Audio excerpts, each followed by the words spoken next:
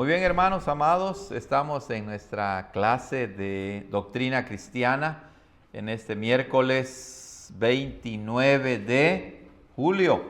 Ya es el último miércoles, ¿verdad?, de este mes de julio, porque ya entra agosto. Y bueno, hermanos, también llegamos al último artículo, el artículo 37 de la Confesión de Fe, que se titula El juicio final. No es muy largo el artículo, pero es bastante denso, entonces vamos a ir despacio para entender este artículo. ¿Ya tienen ahí, hermanos? Muy bien, entonces voy a ir leyendo, vamos a leer el primer párrafo y luego pasamos a la explicación. Dice así: finalmente, creemos de acuerdo con la palabra de Dios, cuando el tiempo designado por el Señor, que todas las criaturas desconocen, se cumpla y se complete el número de los elegidos, que nuestro Señor Jesucristo vendrá del cielo corporal y visiblemente, como ascendió, con gran gloria y majestad, para declararse juez de los vivos y de los muertos, consumiendo este viejo mundo con fuego y llama para purificarlo. Amén. Muy bien. Noten, hermanos, cómo la confesión de fe ya no dice la primera palabra de creemos y confesamos, sino termina diciendo ¿cómo?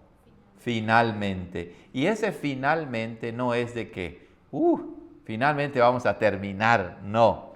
Implica eso, pero la idea detrás de la palabra finalmente es que todo lo anterior nos lleva a este artículo. Es decir, finalmente entonces es finalmente en el sentido de meta, de propósito, de consumación. Y es que así es, ¿verdad? La vida tiene un principio y tiene un fin. La doctrina, todo lo que hemos aprendido, no es un fin en sí mismo. No se trata solo de acumular conocimiento.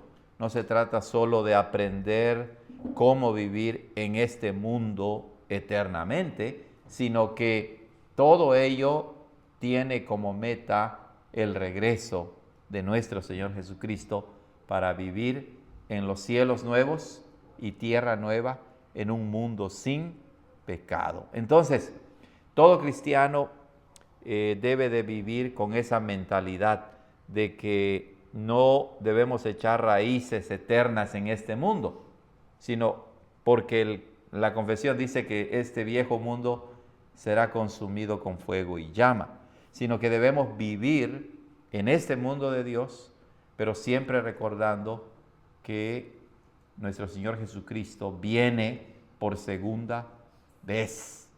¿Cuál es el sacramento que nos recuerda siempre eso? La Santa Cena. Cada vez que coman, cada vez que beban, ¿qué hacemos? La muerte del Señor anunciamos hasta que Él venga. ¿Se dan cuenta qué hermoso es que los sacramentos nos recuerdan que no fijemos nuestra esperanza en este mundo, sino que esperemos la segunda venida gloriosa de nuestro Señor Jesucristo? Esa es la fuerza de la palabra finalmente. ¿Ok?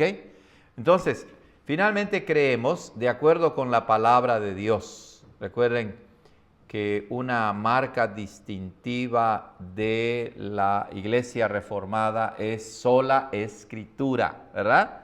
Sola escritura, es decir, vivimos, creemos y debemos comportarnos siempre de acuerdo con la norma que es la palabra de Dios, Antiguo y Nuevo Testamento. ¿Ok? Entonces, la escritura del Antiguo y Nuevo Testamento es la palabra de Dios, la Sagrada Escritura, que es nuestra única norma de fe y conducta. Entonces, así como empezamos con la doctrina cristiana basados en la Escritura, se espera que una teología, una doctrina consistente, no solamente empiece con la palabra, sino también termine con la palabra de Dios. Entonces, toda la vida está permeada por la palabra de Dios. Creemos de acuerdo con la palabra de Dios. ¿Qué nos enseña la palabra de Dios? Que hay un tiempo designado por el Señor para que Él regrese. Noten cómo dice, cuando el tiempo designado por el Señor. Esa es muy interesante la frase, la forma en que lo dice la confesión de fe. Que hay un tiempo designado por el Señor para que nuestro Señor Jesucristo regrese por segunda vez. Y ese tiempo en el decreto de Dios ya está fijado, ya está establecido. Nosotros no lo conocemos, pero Dios sí lo conoce. ¿Ok? Entonces, cuando nosotros leemos en la Biblia que nadie sabe la hora, ni el día, ni el año, eso no quiere decir que entonces esté al aire. No, nosotros como seres humanos, ni siquiera los ángeles lo conocen, pero Dios sí lo conoce. Él sí lo ha designado. ¿Ok? Vamos a ver las bases bíblicas que da, hermanos. ¿Cuál es la primera base bíblica? Está en Mateo 24, 36. Vamos a encontrarlo. Mateo 24, 36. Dice ahí la palabra del Señor. Pero del día y la hora nadie sabe, ni aun los ángeles de los cielos, sino solo mi Padre. Entonces, ¿cuándo regresa el Señor Jesucristo? No lo sabemos nosotros, pero el Padre sí lo sabe. ¿Ok? Dios sí lo sabe. Primera de Tesalonicenses 5, vamos a Primera de Tesalonicenses 5, versículos 1 y 2 dice: pero acerca de los tiempos y de las ocasiones, no tienen necesidad, hermanos, de que yo les escriba, porque ustedes saben perfectamente que el día del Señor vendrá así como ladrón en la noche. Que cuando digan paz y seguridad, entonces vendrá sobre ellos destrucción repentina como los dolores a la mujer encinta y no escaparán. ¿Cuáles son las dos ilustraciones que indican que Jesús vendrá definitivamente, aunque nosotros no lo sabemos, pero vendrá cuando menos lo esperemos? ¿Cuáles son las dos ilustraciones que da Primera de Tesalonicenses 5 del 1 al 3? Como ladrón, así es, como ladrón en la noche, ¿verdad? ¿Y cuál es la otra? Como los dolores de mujer encinta que espera bebé, que puede llegar en cualquier momento. ¿Ok? ¿Qué pasó ahí con los niños? ¿Se apagó la luz? Ellos mismos lo están haciendo. Ok, entonces, así es. Como ladrón en la noche significa que él puede llegar en el momento menos esperado. Como dolores de mujer encinta significa que así como el bebé puede llegar en cualquier momento, así también el Señor llegará en cualquier momento, y a los que no están preparados puede tomarlos por sorpresa. Eso es bien interesante, hermanos, porque aunque no sabemos la hora ni el día, no sabemos el momento, al mismo tiempo el cristiano no vive en la incertidumbre, ¿verdad? El cristiano sabe que Cristo viene, así termina Apocalipsis. Ven, Señor Jesús, vengo pronto. Entonces el cristiano lo está esperando todos los días. Una buena pregunta es, ¿tú esperas al Señor Jesús todos los días? Como si hoy regresará Él por ti, por nosotros, por su iglesia. Buena pregunta. Muy bien, entonces, hermanos, esta enseñanza nos recuerda que lo que por lo general pensamos que sucederá al final en realidad siempre debe estar presente en nosotros, ¿verdad? No debemos ponerlo literalmente al final de nuestra vida. La Biblia misma nos enseña que debemos estar listos, que debemos recordar que Él vendrá por nosotros otra vez, en cualquier momento, y eso debe ser el impulso de nuestra vida. Finalmente creemos, de acuerdo con la palabra de Dios, cuando el tiempo designado por el Señor, que todas las criaturas desconocen, ya leímos varios pasajes, cuando ese tiempo se cumpla, la palabra cumplir allí no quiere decir simplemente, ¿verdad?, que va a suceder y ya, sino cumplir tiene la idea de que alcanza su propósito tal y como Dios lo había planeado en la eternidad. No es de que suceda por necesidad simplemente o vaya a suceder por casualidad, sino como leemos en la Biblia, por ejemplo en el Evangelio de Mateo, dice, todo esto sucedió para que se cumpliera.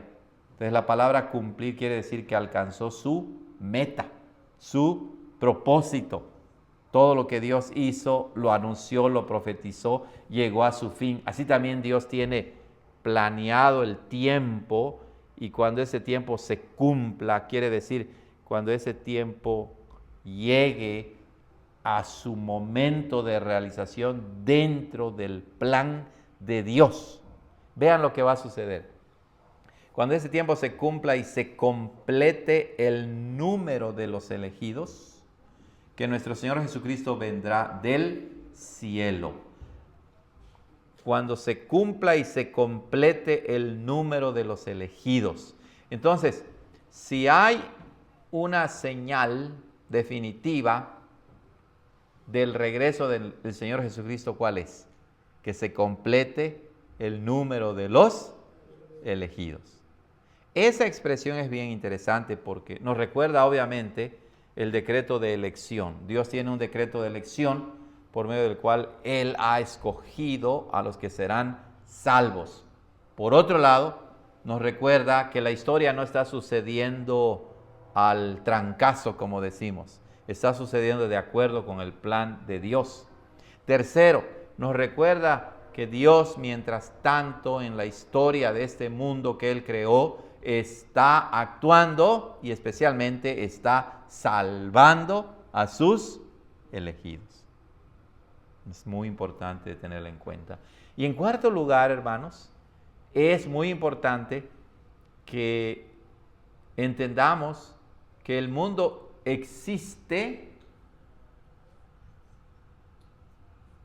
porque en el decreto de Dios, Él, en la historia, en el tiempo, tiene que salvar a todos sus elegidos. Por un lado podemos decir, claro, el mundo existe por la gracia de Dios, por el poder de Dios, pero en términos del plan de salvación, el mundo continúa y terminará hasta que se complete el número de los elegidos.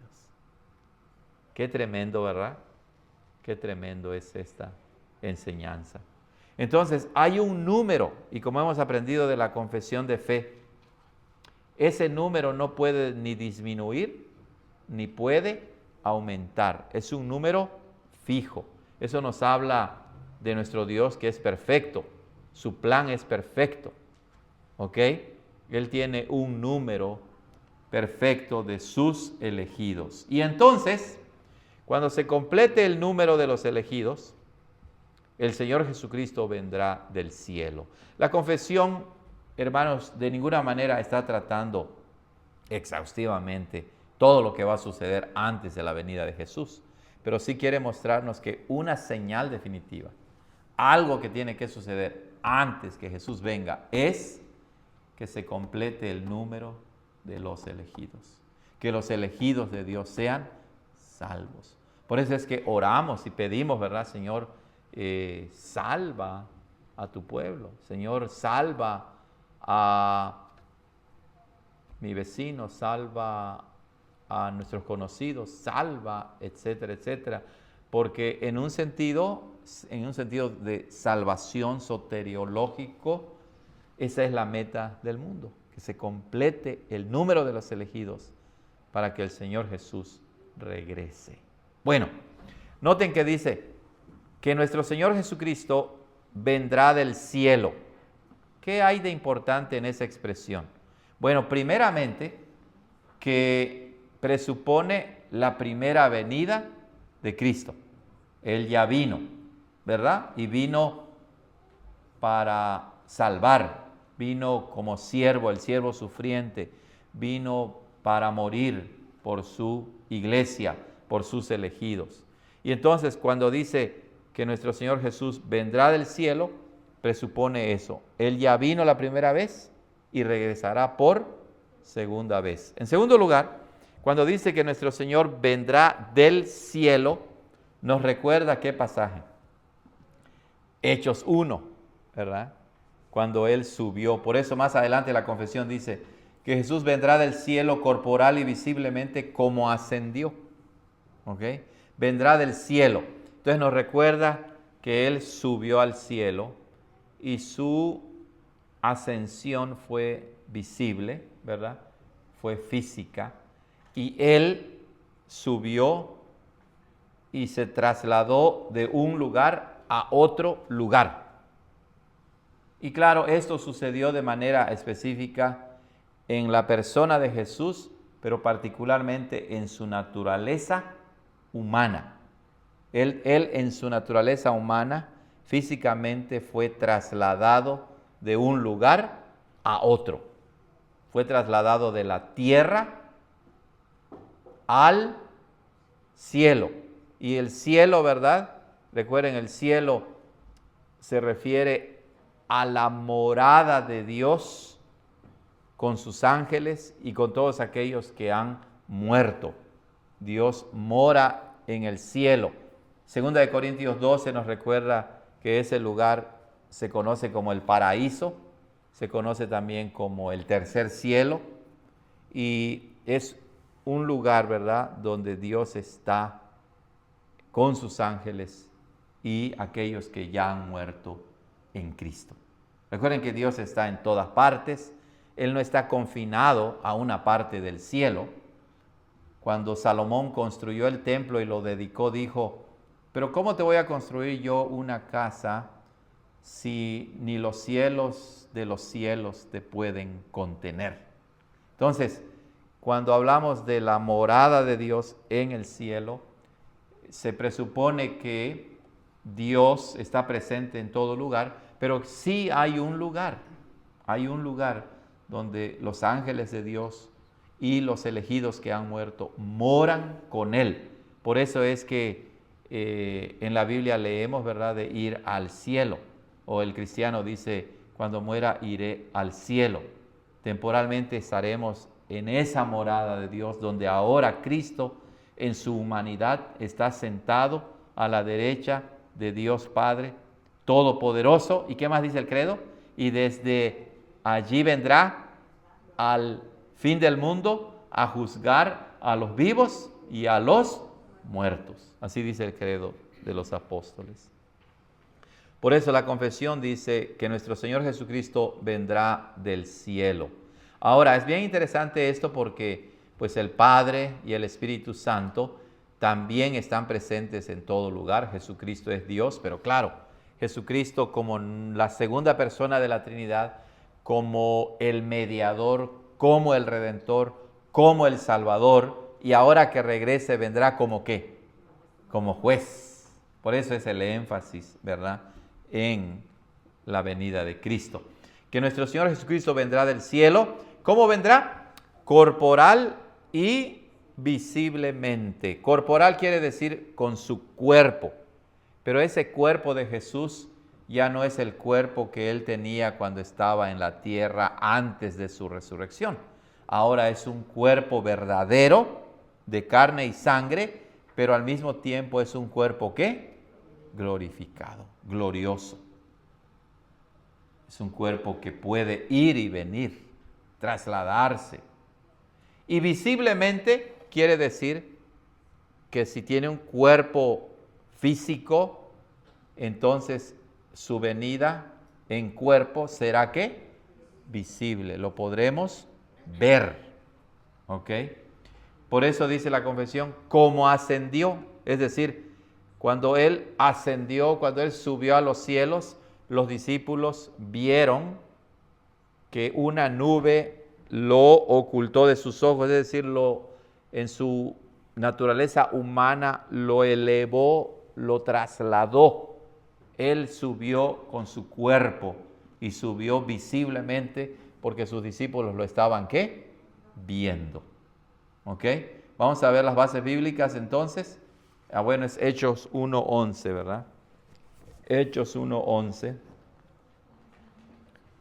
Hay otros pasajes bíblicos, pero ahorita vamos a ver este pasaje. Hechos 1:11 dice así.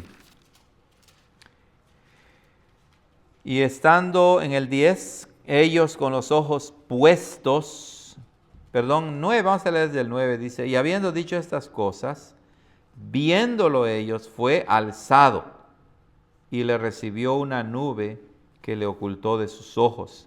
Y estando ellos con los ojos puestos en el cielo, entre tanto que él se iba, he aquí se pusieron junto a ellos 2 varones con vestiduras blancas, los cuales también les dijeron, varones Galileos, ¿por qué estáis mirando al cielo? Este mismo Jesús que ha sido tomado de vosotros al cielo, así vendrá como le habéis visto ir al cielo. ¿Cómo es interesante, verdad, que la palabra de Dios repite varias veces que la ascensión de Cristo fue de un lugar a otro lugar? ¿Y cómo lo corrobora el texto propiamente? Diciendo que en el versículo 9 dice, y habiendo dicho esas cosas, viéndolo ellos fue que alzado. Y luego dice en el versículo 11, ¿por qué estáis mirando dónde? Al cielo. Este mismo Jesús que ha sido tomado de ustedes al cielo, así vendrá como le habéis visto ir al cielo. ¿Ya vieron? Entonces, en su naturaleza humana, obviamente, ¿verdad? Fue trasladado en su persona completa como el Dios hombre. Muy importante eso entonces, que lo tengamos en cuenta. No fue una imaginación. Y por lo tanto, su segunda venida será también corporal, con su cuerpo, y visiblemente lo veremos, que regresará en las nubes del cielo. Pero ¿cómo será? ¿Cómo fue su ascensión? Pues su ascensión, recuerden que la nube que lo oculta de sus ojos, la nube es un tema que habla de la gloria de Dios en el Antiguo Testamento. ¿Lo recuerdan? Entonces, cuando dice que una nube lo ocultó de sus ojos, no solamente está describiendo que de repente apareció una nube y lo alzó, lo elevó, sino que completa la idea importante de que el que se iba era el Cristo resucitado y glorioso. La gloria de Dios entonces rodeó la ascensión de Cristo. Y la gloria de Dios rodeará también, ¿qué? La segunda venida de Cristo. Por eso dice que Él regresará con gran gloria y majestad para declararse juez de los vivos y de los muertos. Entonces, lo de gloria y majestad se refiere en primer lugar al hecho mismo de que Cristo es el Cristo resucitado, glorioso, sentado a la diestra de Dios. Y cuando Él regrese con las nubes del cielo, con sus santos ángeles, eso nos recuerda la gloria de Dios manifestada en el Antiguo Testamento. Jesús es Dios, entonces Él viene con gran gloria y majestad, el Rey de Reyes y Señor de Señores. Pero algo más que describe la gloria de Cristo es que Él va a regresar como juez. Y es lo que dice la confesión, para declararse juez de los vivos y de los muertos. Entonces, cuando se entiende el oficio de juez de nuestro Señor Jesús, ¿verdad?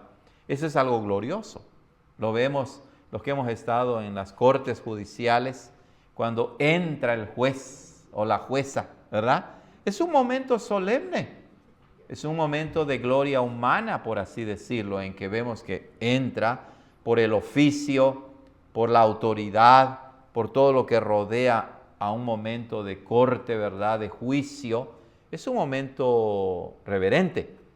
¿Cuánto más a nuestro Señor Jesús, que es el juez eterno y perfecto, que no se deja chantajear y que no absuelve al culpable, ¿verdad?, sino que Él cubre con su justicia a sus hijos, nos declara inocentes, pero cuando regrese como juez, no absolverá a ninguno que lo haya rechazado y que haya vivido en rebelión contra Él. Entonces, Él es el juez que regresa. Y esto contrasta con su primera venida, ¿verdad? Porque su primera venida fue humilde. Por eso es que Filipenses 2 nos dice que en la primera venida el Hijo de Dios se humilló haciéndose hombre, tomando forma ¿de qué? De siervo, de esclavo. Se despojó de su gloria, así dice el pasaje de Filipenses 2. Pero Él fue exaltado hasta lo sumo. Su exaltación que empieza, ¿con qué empieza su exaltación? Con su resurrección. Luego sube a los cielos y luego regresa. Y entonces su gloria va a brillar no solamente en que regresa como el Salvador perfecto, sino que para declararse juez de los vivos y de los muertos. ¿Por qué dice de los vivos y de los muertos? Pues porque cuando Él venga, muchos estaremos muertos, pero muchos también estarán vivos. ¿Ok? Hermana. Hay una realidad también de los que están vivos, que serían los de la vida eterna, y los que están muertos, que pecados que no han... Probablemente, como en segundo lugar, yo creo que sí, hermana. Se declarará juez de los vivos y de los muertos. Tiene ese doble sentido, que Él va a juzgar a todos los hombres, tanto a los que han muerto como a los que queden vivos. Pero obviamente también juez de los vivos y de los muertos, pues implica la idea de que los verdaderamente vivos, ¿verdad?, son aquellos que están en Cristo. Como cuando dice Jesús a los judíos, Dios no es Dios de muertos, sino de vivos. ¿Ok? Vamos a ver los pasajes bíblicos, hermanos, que nos da la confesión. Segunda de Tesalonicenses. Vamos a Segunda de Tesalonicenses 1. Segunda de Tesalonicenses 1, versículos 7 y 8 dice: y a vosotros que sois atribulados, daros reposo con nosotros, dice. Dios les dará reposo con nosotros. Cuando se manifieste el Señor Jesús desde el cielo, con los ángeles de su poder en llama de fuego, para dar retribución a los que no conocieron a Dios, ni obedecen al evangelio de nuestro Señor Jesucristo. Noten cómo Filipenses agrega más datos de la gloria de Cristo, porque Él vendrá ¿con quién? Con sus ángeles poderosos, y vendrá, como dice el principio del versículo 8, en llama de fuego. ¿Qué nos recuerda eso también? Pues nos recuerda no solo a la nube en el Antiguo Testamento, sino junto con la nube nos recuerda la columna de ¿qué? De fuego. Pero también nos recuerda la entrega de los 10 mandamientos en el monte Sinaí, ¿verdad? La trompeta, el humo, el fuego, que el monte temblaba, etc. Muy bien, siguiente versículo, Hechos 17, 31. Hechos 17, 31 dice así: por cuanto ha establecido un día en el cual ¿qué? Juzgará al mundo con justicia, por aquel varón a quien designó, dando fe a todos con haberle levantado de los muertos. Ahí está. Jesús vendrá como juez. ¿Ok? Muy bien, siguiente pasaje es Mateo 24:30. Mateo 24:30. Allí dice la palabra del Señor así. Entonces aparecerá la señal del Hijo del Hombre en el cielo. Y entonces lamentarán todas las tribus de la tierra y verán al Hijo del Hombre viniendo sobre las nubes del cielo con poder y gran gloria. Bien interesante, ¿verdad? Porque en Hechos 1, cuando Él subió, dice que una nube lo ocultó de sus ojos. Pero cuando Él regrese, ¿qué dice el versículo 30 al final? ¿Viniendo sobre qué?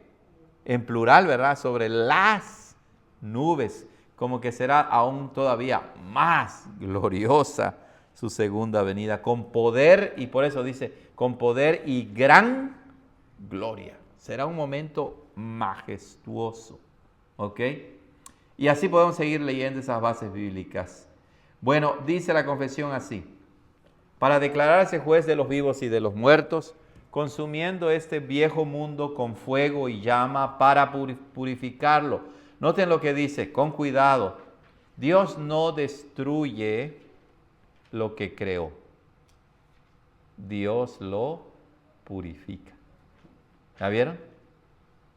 Incluso a los que no creen en Él, no los destruirá. Resucitarán ¿para qué? Para condenación eterna. Y este mundo que Él creó, lo va a consumir, lo va a quemar con fuego y llama, pero no para destruirlo o aniquilarlo, sino para purificarlo. Entonces, el cristiano reformado como nosotros, no creemos que la creación de Dios sea mala en sí misma. No, la naturaleza es creada por Dios y esta naturaleza será renovada. Eso quiere decir, ¿se acuerdan que hace rato hablábamos de que entre la primera y la segunda venida de Cristo, cuando morimos, si morimos antes de su segunda venida, vamos al cielo? ¿Pero esa será la morada eterna de los elegidos? No. La morada eterna de los elegidos será que esta tierra, ¿pero qué? Purificada, renovada, donde ya no habrá pecado. Por eso dice la confesión, consumiendo este viejo mundo con fuego y llama para purificarlo. Pues ¿para qué purificas algo? Para volverlo a usar. ¿Okay? Ahora bien, mucha gente, incluso gente cristiana, le da miedo cuando se habla de la segunda venida de Cristo, que vendrá a juzgar a los vivos y a los muertos y consumirá este mundo con fuego y llama para purificarlo. Pero esos cristianos que tienen temor es porque no han entendido verdaderamente el Evangelio. Y no han entendido que Dios no nos creó para quedarnos a vivir en este mundo de pecado. Entonces, para el cristiano, la segunda venida de Cristo, que vendrá como juez, que consumirá este mundo con fuego y llama para purificarlo, en lugar de darnos miedo, debe darnos ¿qué? Esperanza, gozo, consuelo. Imagínense, vivir la eternidad con dolor, ¿verdad? Vivir todo el tiempo con dolor. Incluso la gente que no es cristiana, ¿verdad? Y dicen, ojalá viva hasta los 100 años. Y algunos dicen, ay no, hasta los 100 años enfermo, con diabetes, con artritis, etcétera, etcétera. Entonces, el cristiano sabe que este mundo terrenal, histórico, temporal, no es su hogar eterno, sino que será renovado, purificado, y entonces viviremos sin dolor, sin enfermedad, sin llanto, sin tristeza, en un mundo completamente purificado. Y sin pecado, hermana. Impresionante. O sea, nosotros como somos seres creados, temporales y también pecadores, no podemos comprender, podemos entender un poco, ¿verdad?, de lo que es vivir en un mundo sin pecado. pero no lo podemos entender completamente. Si nos imaginamos cómo es, o sea, en nuestra propia vida, en nuestra propia familia, en nuestro entorno familiar, cuando el Evangelio llega y pone orden, pone disciplina, y entonces nuestra vida se desarrolla de acuerdo con la palabra de Dios, decimos, oh Señor, esto es verdadera paz, esto es verdadero gozo, así quiero vivir. Ahora imagínate en un mundo sin pecado. Por eso es que la doctrina de las últimas cosas, o la escatología, que es la palabra técnica, no es simplemente algo que está al final, o como pilón, o como algo adicional. No, es el propósito, es la meta de todo el plan de Dios. Porque el plan de Dios no es salvarnos y dejarnos en este mundo.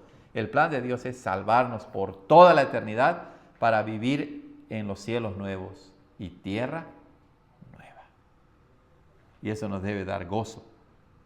Por eso debemos decir como el Señor Jesús nos enseña en Apocalipsis, ciertamente vengo pronto, en breve. Y la iglesia responde diciendo, sí, ven Señor Jesús, ven, regresa, ya quiero que regreses. ¿Se dan cuenta, hermanos? Eso es de mucho gozo, es de mucha alegría. Vamos a ver las bases bíblicas que nos da la confesión. Recuerden, no podemos ver todo, ¿verdad? Porque si no, no acabaríamos. Ustedes en casa pueden repasarlo. Segunda de Pedro 3:7. Segunda de Pedro 3, versículo 7 dice, pero los cielos y la tierra que existen, dice la confesión, que existen ahora, están reservados por la misma palabra, guardados para el fuego en el día del juicio. En el día del juicio y de la perdición de los hombres impíos. ¿Ok?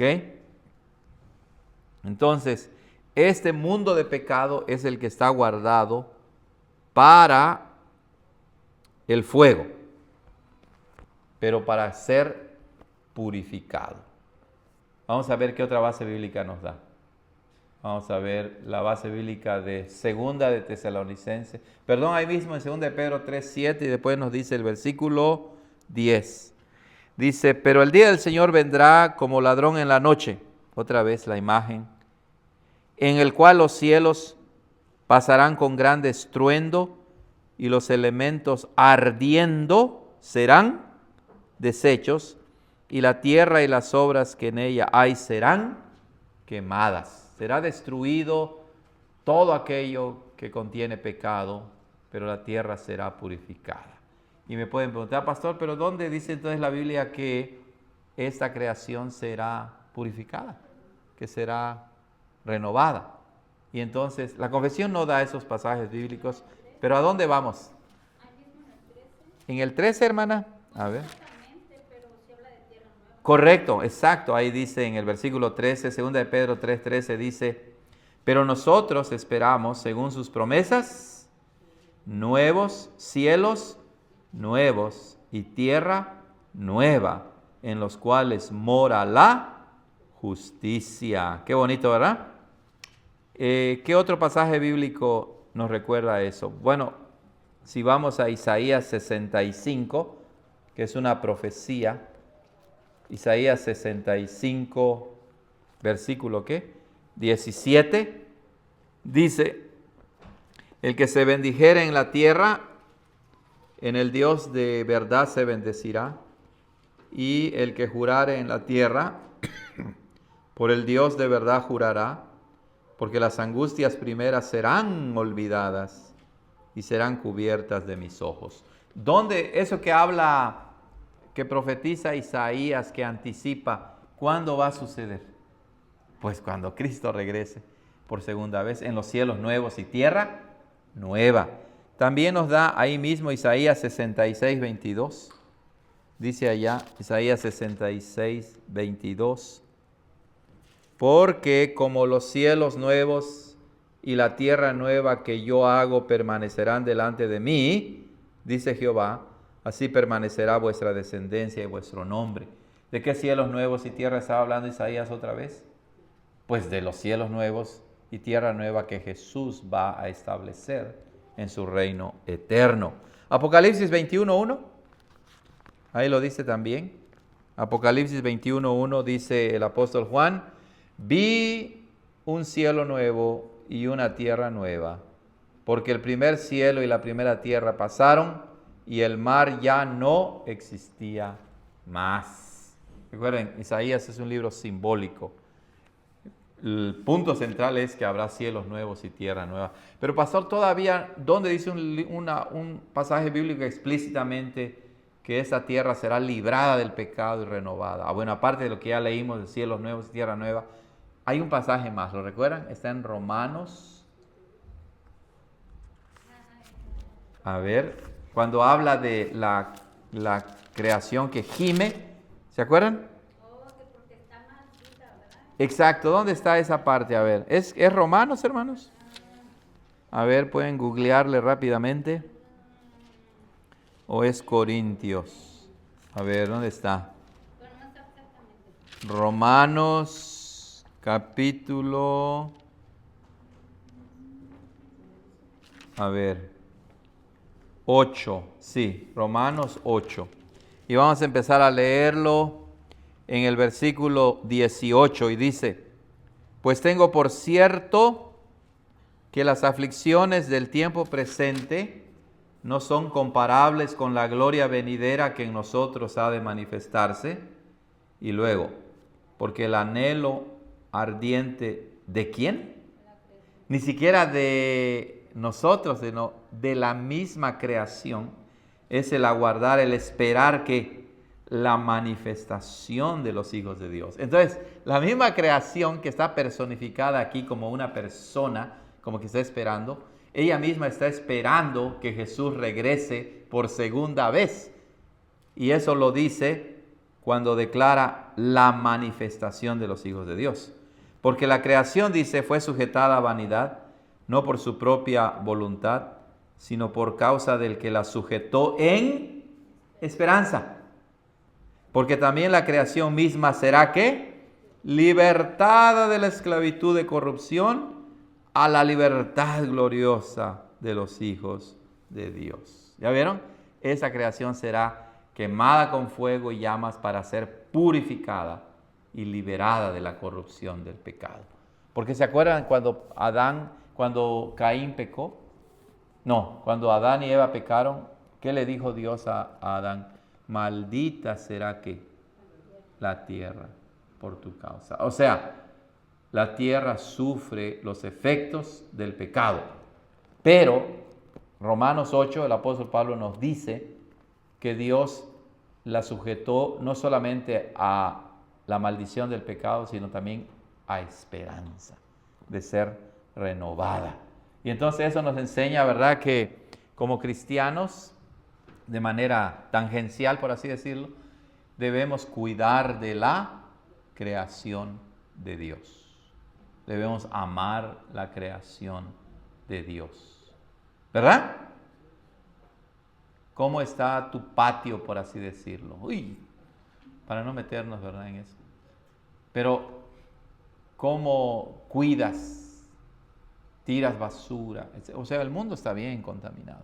De verdad, cuando lo vemos a un nivel mundial, la contaminación, ¿verdad?, es terrible cómo está. Y la creación está gimiendo, está gimiendo.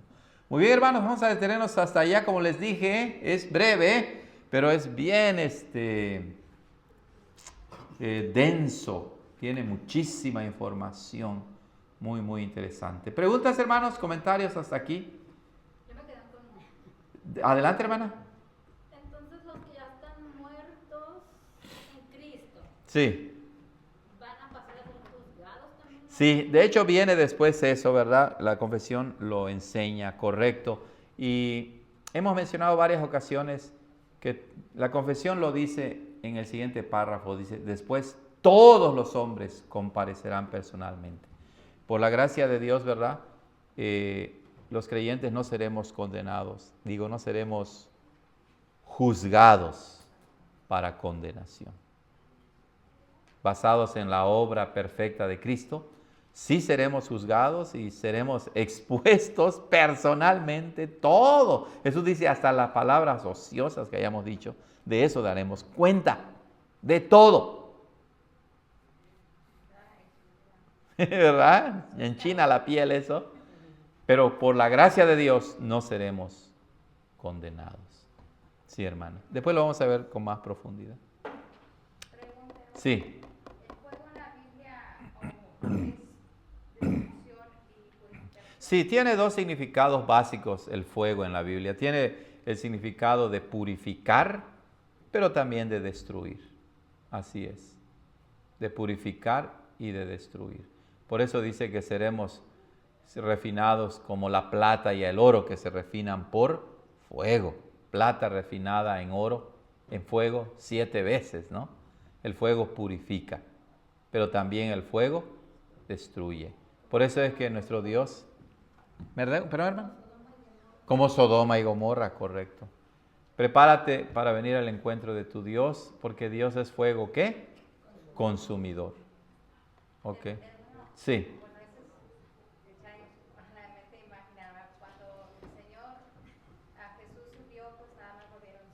Sí. Bueno, no solo sus discípulos, habían muchos allí. Correcto. Y correcto es otro pasaje. Claro, y exacto. Y más adelante vamos a ver que la segunda venida, el juicio final, va a ser un milagro. O sea, rebasa completamente nuestra capacidad de comprensión. Y de imaginación, exacto. Es obra divina. Ahora es que lo creemos porque la palabra. Correcto, lo creemos porque está revelado así, correcto. Todos los hombres comparecerán, todo ojo le verá. Y ahí, claro, recuerden, la Biblia es lógica, la Biblia es racional, pero no está limitada ni a lo lógico ni a lo racional. Está más allá de lo lógico, más allá de lo racional. No es irracional ni ilógico, sino rebasa la lógica, rebasa la razón. Por eso es que la paz de Cristo sobrepasa todo, ¿qué? Entendimiento. ¿Ok? Aquí como, bueno, allá me acuerdo que cuando estábamos en la iglesia en Los Ángeles, Sí. no se crea o ni se mencionaba que en esta tierra íbamos a bajar. Exacto. Porque era una doctrina que la relacionan, según Con los testigos de Jehová, así es. No vamos a creer como los testigos de Sí. Jehová, más no se decía, bueno, si bíblicamente no importa si los Exacto, ese es el punto, ¿verdad? Por ejemplo, cuando decimos no hacemos esto porque la Iglesia Católica lo enseña, o porque los musulmanes lo creen, o porque los testigos de Jehová lo... No. Nuestra base para creer o no creer no es lo que otros hacen o no hacen, es lo que la Biblia enseña. Correcto. Y hay cosas que, la verdad, hay cosas que todavía arrastramos y creemos y no lo enseña la Biblia, ¿verdad? Pero hasta que Dios nos revela decimos, uy, Señor, gracias porque me estás iluminando y me estás enseñando que debo cambiar esto. Siempre, por eso el artículo empieza diciendo, finalmente creemos de acuerdo con la palabra de Dios. ¿Ok? Muy bien. Bueno, hermanos de Zoom, hemos terminado con nuestra clase. Vamos a hacer una oración y terminamos con la grabación. ¿Se nos fue el técnico? Ok. Muy bien, entonces oremos al Señor. Padre, gracias por este tiempo que nos regalaste de estudio una vez más.